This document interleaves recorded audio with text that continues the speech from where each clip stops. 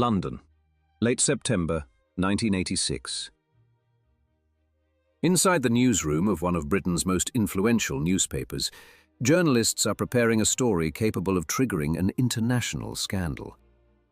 For several weeks, they have been working with a man who claims to have seen one of Israel's most closely guarded secrets from the inside. They have his photographs. They have technical explanations. They have experts trying to catch him in a mistake. The newspaper has not yet been published. The readers know nothing. And then, something strange happens. The source disappears. He simply stops showing up. There is no public arrest, no kidnapping in the middle of a London street, no witnesses who see him being forced into a car. The man around whom the journalists had already begun to sense danger simply seems to step out of the frame. And several weeks later, something even stranger will become clear. To disappear from London, Mordecai Vanunu did not have to be dragged out of Britain by force. He made the most important part of the journey himself. The only question is at what moment an ordinary decision became a door that slammed shut behind him. Before we continue, support this video with a like and subscribe to the channel. Stories like this are especially important to tell without mythology about all-powerful intelligence services and without reducing complicated Jewish and Israeli history to a slogan. What is more interesting here is something else.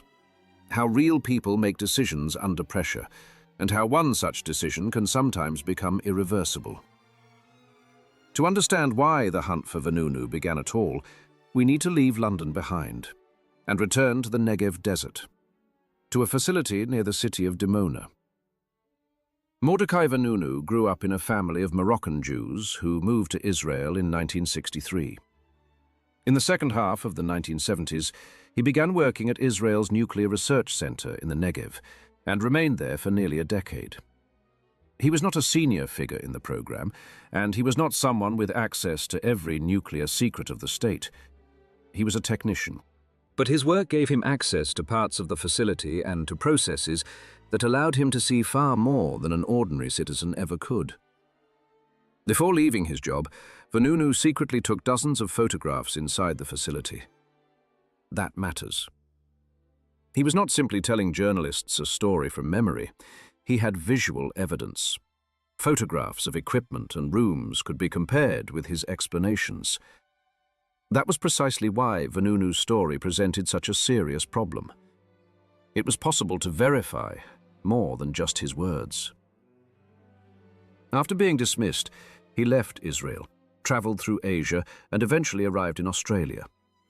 It was there that a chain of events began that would ultimately bring him to the British press. And now, two clocks begin ticking at the same time. The first is in London. The newsroom of the Sunday Times has acquired a source who claims he can reveal the workings of Israel's nuclear program in far greater detail than anyone has done before. But the journalists cannot simply believe him. A story like this cannot be published merely because a source sounds convincing. Vanunu is investigated. Journalist Peter Hoonham works closely with him.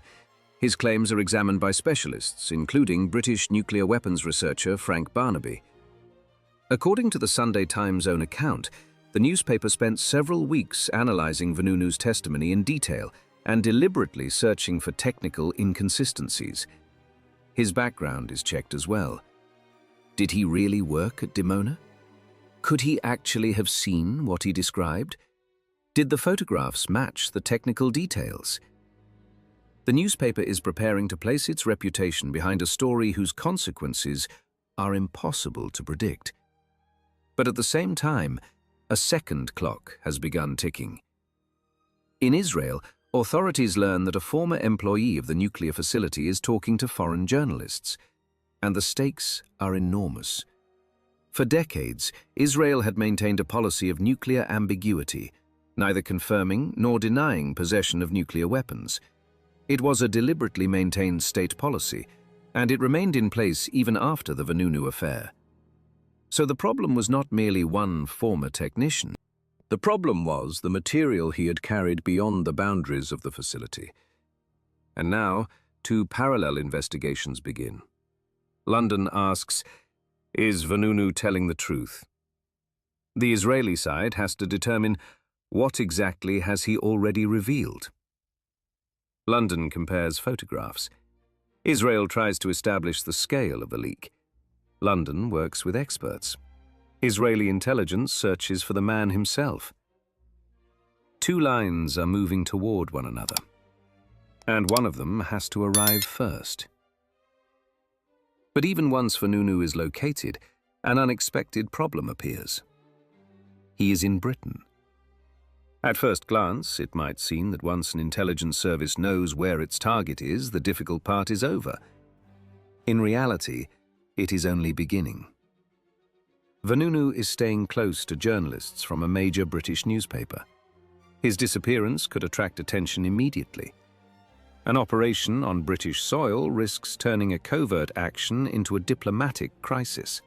Contemporary reports in the American press, citing Israeli sources, claimed that then Prime Minister Shimon Peres approved Vanunu's return, but insisted that no action should be taken that could place Margaret Thatcher's government in an embarrassing position.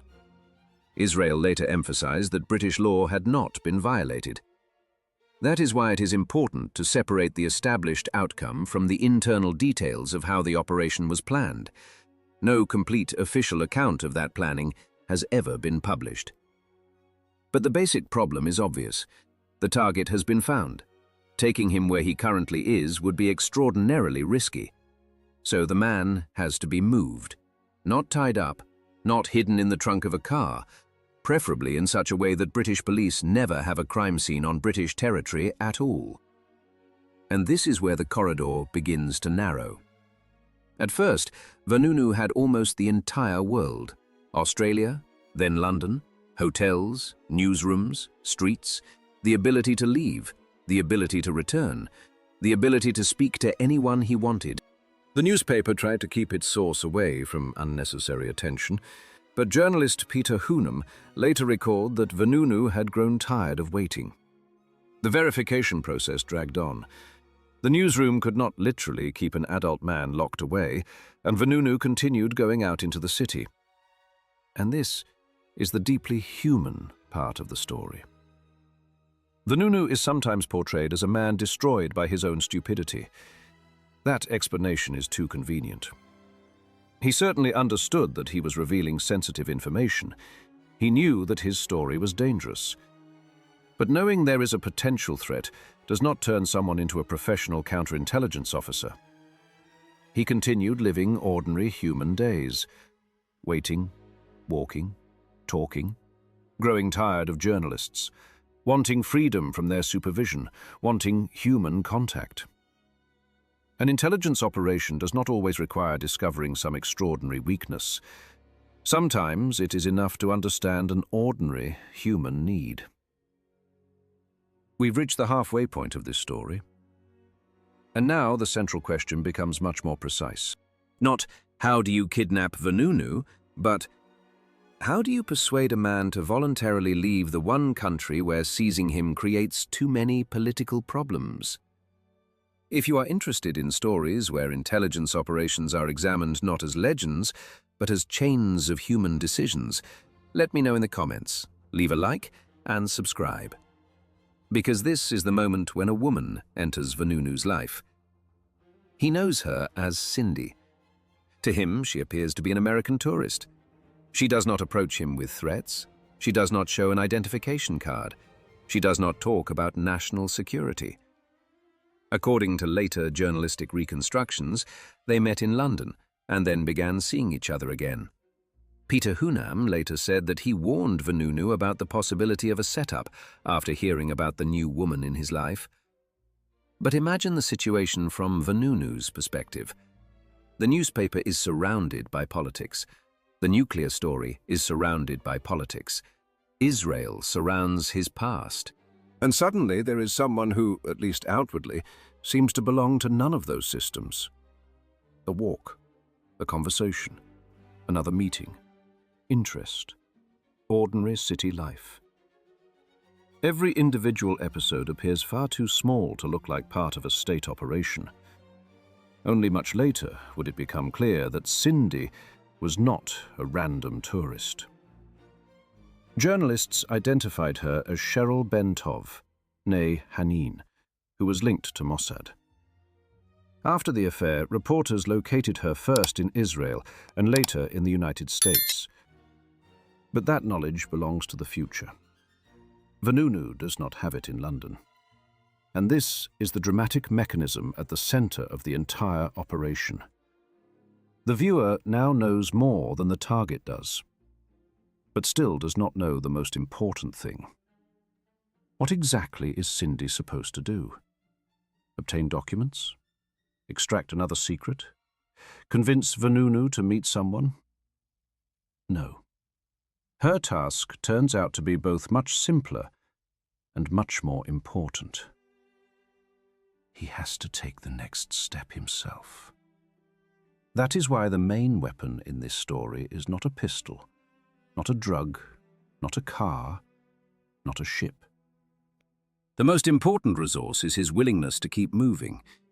Vanunu is offered a trip, not a government meeting, not a conversation with unknown people, not a secret interview. A trip with a woman he already trusts, a break from the journalists, a chance to escape briefly from the endless verification, waiting and pressure. Something that looks like a personal decision. And here geography suddenly becomes more important than psychology. As long as Vanunu remains in Britain, there is a political wall around him. To make the operation significantly easier, only one thing has to be removed. Britain itself. 2 seconds. The destination is Rome. Now think back a few minutes. Meeting a tourist seemed almost accidental. A second meeting looked like nothing more than the continuation of an acquaintance. A discussion about traveling together seemed like a personal invitation. But now every previous episode takes on a different meaning. The corridor has narrowed. Vanunu agrees to leave the United Kingdom.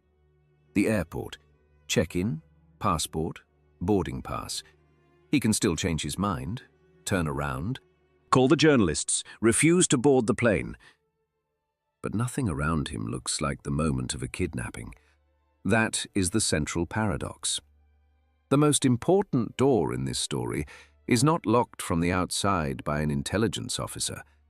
Vanunu walks through it himself. The aircraft lifts away from British soil. 3 seconds, and one of the operation's greatest political problems is left behind. On September 30th, 1986, Vanunu arrives in Rome. Here the pace of the story changes, because the available space is almost gone. London was enormous. The airport is smaller. A car is smaller still. A room is smaller again. According to the most widely circulated reconstructions from later investigations, after arriving in Rome, Vanunu entered a location where other members of the operation were already waiting. The details that follow have to be described carefully. Many specifics emerged in publications years later and were never presented by Mossad as part of an official public account. According to those reconstructions, Vanunu was physically restrained and given a drug before being secretly removed from Italy. Later press accounts linked his transport to the Israeli vessel Noga, which allegedly carried him to Israel. But for understanding the operation, something else matters more. Force appears almost at the very end. First, the man was located. Then the circumstances around him were studied. Then came a contact that appeared personal. After that, trust. Then an invitation. Consent. The airport. The aircraft. And only after Vanunu was outside Britain did the corridor finally close. And now we can finally answer the central question. Why did a relatively cautious man, someone who understood the danger of his position, voluntarily leave the relative safety of London? Because the operation did not require him to make one enormous, irrational decision. It divided the path into a sequence of small decisions, each of which looked acceptable on its own. Meet someone. See her again. Trust her. spend time together, agree to a trip, go to the airport, board the aircraft. Every yes reduced the freedom of the next decision just a little more. And by the time physical force appeared, the hardest part of the operation had already been completed. In that sense, Vanunu did not lose the operation inside a room in Rome. He lost his room for maneuver earlier. At the moment, he agreed to leave Britain. But now another question appears, one that is easy to forget. While the intelligence operation is moving toward its objective, the second clock is still ticking. The newspaper. The photographs remain in London. The interview recordings remain. The experts have already spoken with Vanunu. The newsroom has already completed much of its verification. Capturing the man does not return the photographs to a secure facility near Dimona. On October 5, 1986, the Sunday Times publishes its investigation under the headline, "Revealed: The Secrets of Israel's Nuclear Arsenal." This happens only days after Vanunu disappears. Based on his information and the analysis of specialists, the newspaper estimated at the time that Israel might possess roughly 100 to 200 nuclear warheads. This was a journalistic and expert estimate from that period, not an official figure confirmed by Israel. Israel continued its policy of nuclear ambiguity, but the publication radically expanded the amount of information available to outside researchers about Dimona. There is an almost perfect historical irony here. The source disappeared. His story did not. Mossad succeeded in returning Vanunu to Israel, but the editorial process could no longer be abducted with him. Photographs do not sit in an airplane seat. Copies cannot be arrested together with the man. The knowledge had already crossed its first border. From a closed facility into a camera. From the camera, outside. From Vanunu to journalists. From journalists to experts. And now it was preparing to cross the final border, onto the printed page. Meanwhile, the outside world still did not know where Vanunu himself was. For some time, Israel did not publicly explain the details of his return. Eventually, it became known that he was being held in Israel. But one question remained. How? He disappeared from London. He appeared in Israel. What happened between those 2 points? Vanunu managed to provide the answer in a way that seems almost unbelievably simple compared with the complexity of the operation itself. On December 22, 1986, he is being transported to a court hearing. Journalists surround him, guards, a vehicle, glass. He cannot speak freely. So Vanunu presses his palm against the window. Written by hand across his skin is a message. Its meaning is unmistakable. He claims that he was kidnapped in Rome on September 30th after arriving on British Airways Flight 504. Photographers manage to capture the writing. Reporters begin shouting questions. When he is asked where he was kidnapped, Vanunu manages to shout one word: Italy. At the beginning of this story, a man disappears. Now the missing man literally uses his own hand to show the world the missing point on the map: Rome. Italian authorities began investigating the circumstances of the alleged abduction. The affair had become not only an Israeli secret, but also an issue involving Italian sovereignty. Israeli representatives at the time did not provide a detailed public account of the operation. Vanunu was tried in a closed court. In 1988, he was convicted on charges connected with treason and espionage and sentenced to 18 years in prison. He spent more than 11 years of that sentence in solitary confinement. He was released on April 21, 2004, after serving the full 18-year term. The argument over Vanunu did not end with the trial. For the Israeli state, he was a man who had violated obligations to protect vital national secrets. For his supporters, he was a whistleblower who believed he had a moral duty to expose the nuclear program. Those two interpretations have existed side by side for decades. And serious historical storytelling does not have to turn one side into a saint and the other into a caricature. It is possible to understand why a state would regard the leaking of nuclear information as an extraordinary security threat, while also acknowledging another fact. The method used to return Vanunu raised separate legal, diplomatic, and moral questions. History becomes poorer when it is forced to choose a simple hero and a simple villain. What matters more is understanding the mechanism. Mossad was not an all-seeing machine. The newspaper was not an impenetrable fortress. Vanunu was neither a brilliant master of clandestine tradecraft nor a comic fool. Every participant acted with incomplete information, and that is precisely why this story reveals so much about the nature of real intelligence operations. You do not always need to force someone to do something extraordinary. Sometimes you only need to make the necessary action feel like a natural continuation of their own life. The most effective trap is the one beside which a person never notices the moment they stopped choosing the direction. What should be remembered from this story? Vanunu worked inside the nuclear facility near Dimona for almost a decade and carried out photographs and technical information. The Sunday Times did not publish his account immediately, but spent weeks verifying it with specialists. On September 30th, 1986, Vanunu left Britain and arrived in Rome. On October 5th, the newspaper published its investigation anyway. And in December, Vanunu revealed the location of his capture to journalists by displaying a handwritten message on his palm through the window of a police vehicle. And here comes the final paradox. The tactical objective of the operation was achieved. Vanunu ended up in Israel. The man was returned. But the secret had already begun a journey of its own. It could not be placed inside a prison cell. The journalist's memories could not all be confiscated. The photographs that had already been taken could not be turned back into undeveloped film inside Dimona. In that sense, the Vanunu affair is not merely the story of a famous Mossad operation. It is the story of the moment when a state's secret stops belonging to a single person.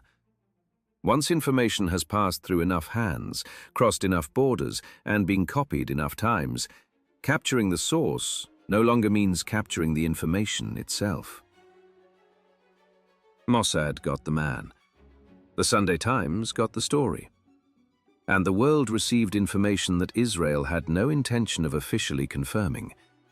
And all of it became possible because of a chain of small decisions, one of which mattered more than all the others.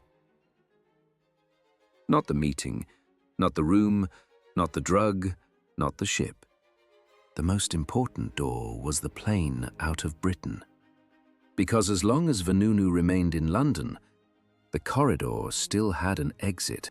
After his own decision to leave, the walls finally closed in. If you watch this story all the way to the end, write the code word palm in the comments. Because months after his disappearance, it was Vanunu's palm that gave the world the missing answer. And when stories like this are preserved not as legends, but in all their complexity, history stops being propaganda. It becomes memory again.